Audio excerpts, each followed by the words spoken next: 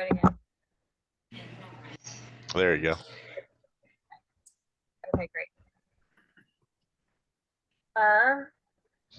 Yeah, so here we have that. So the cone here is as you make your future thought more coherent, it becomes concrete. And then we have here the proto duration. In the work, they analogous to when you are splitting a elementary particle. So Gary, if you want to kind of speak to what that means in physics, like when it stops being just a single linear path and when you split like an atom, or when you like yeah, and then you I mean, in just basic terms, yeah, you're breaking it down, whatever, down to its most fundamental I mean the natural components. What is its name? I mean when there's the localization of an elementary particle, and then when it is going on a straight path, I forget what you call it, but then it becomes a wave.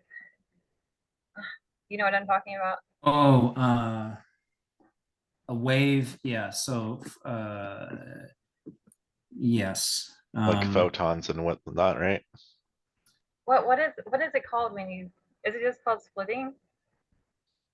no, I mean, I don't think you mean like wave mechanics, but it's when you're getting down to like quantum, or almost, and the probability of the quantum mechanics, and where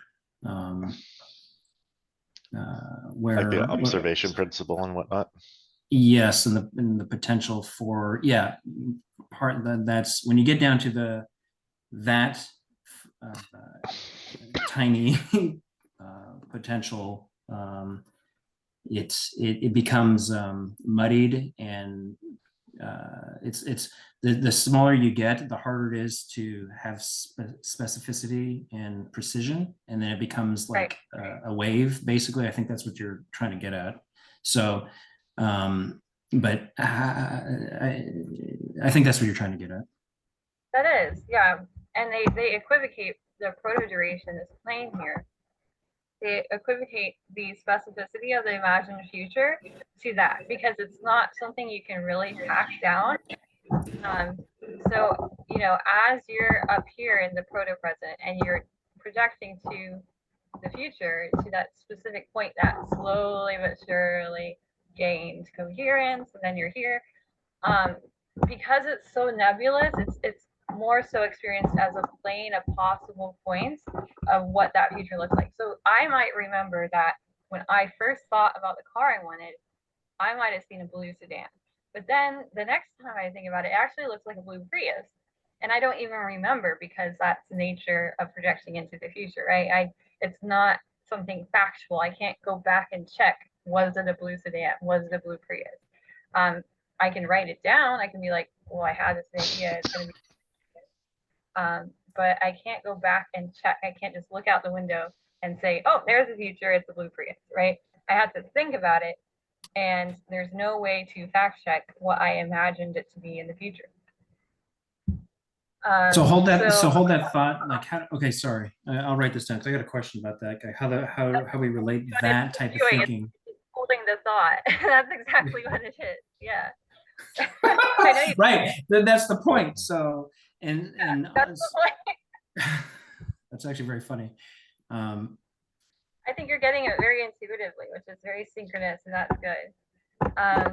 Yeah, that's fantastic. But yes, I think we're all. Thank you for all of us. But how do we apply that to non-humans? So, like a tree, you know. And then we start getting into the metaphysics, or like our human imagination of what a tree, quote unquote, thinks, or what a tree, quote unquote, wants. So, and does a tree have a focal point and a hold that thought mentality? And then it's like, well, what is thought? And so if we're trying to come up with some universal rule of the world, or how do we account for, how do we remove the human aspect, human perspective, to apply it to, a lack of other term, the natural world, the physical, non-human world. Yeah, like we can definitely do that. Let's actually go to the first link on oncology visuals. Now I'll click it so you can see it too. But this is what I'm thinking. So here's our tree, and right here where it says the phloem, I think that's how you say it. The phloem is where the point of growth is on a tree, and then there are there's two ways that it grows at the same time. So you see how it says growth. Oops. You see how it says growth and it shows both directions. Do you see where my mouse is pointing? Mhm. Yep. Yeah. So it's actually growing this way.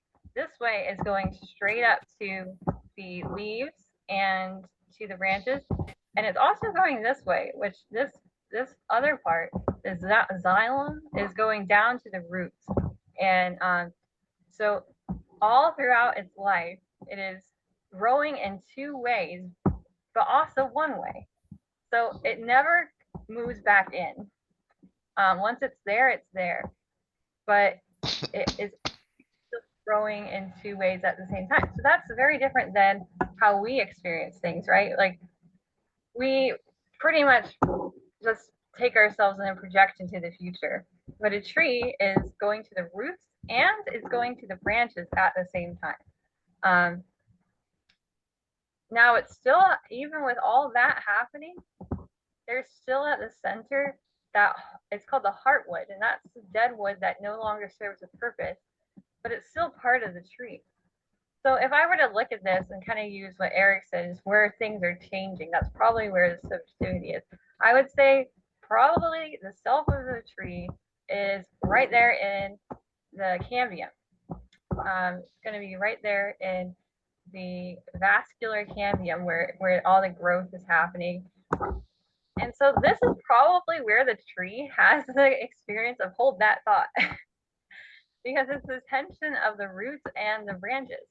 So I have no way of proving this, right? I have only the facts I have, but using that possible world logic, I can probably juxtapose this being has an experience of time, and the experience of time where time is most at the point of contention, where there's the most like energetic investment in time's difference. It's probably here, right there, in the cambium.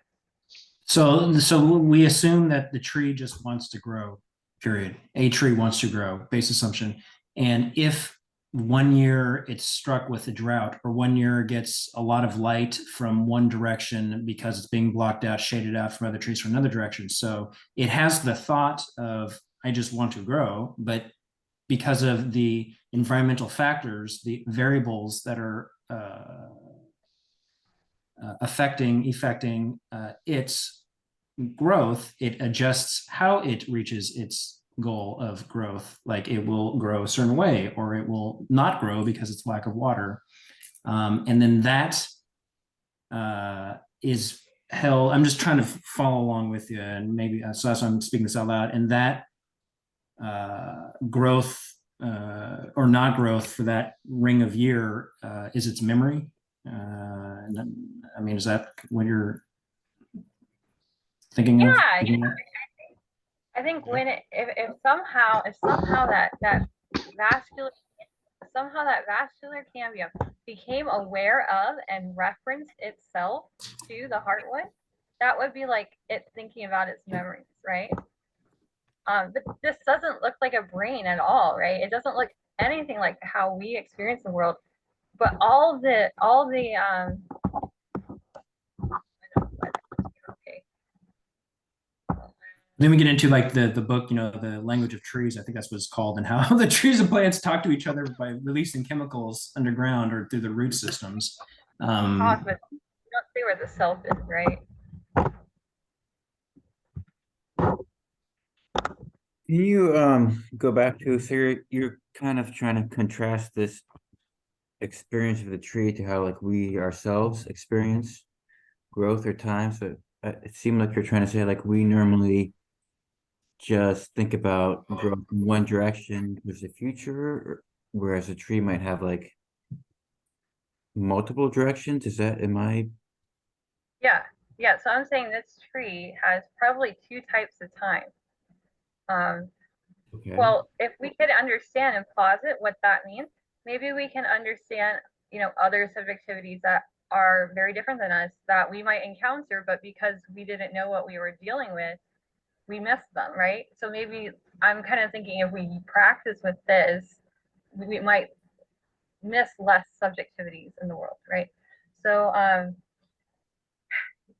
I think I don't know, because you could kind of equivocate the xylem, I think that's how you say it. You could say that is the remembrance of the past, and then you could say, oh, maybe the phloem is the experience we have of thinking into the future. So maybe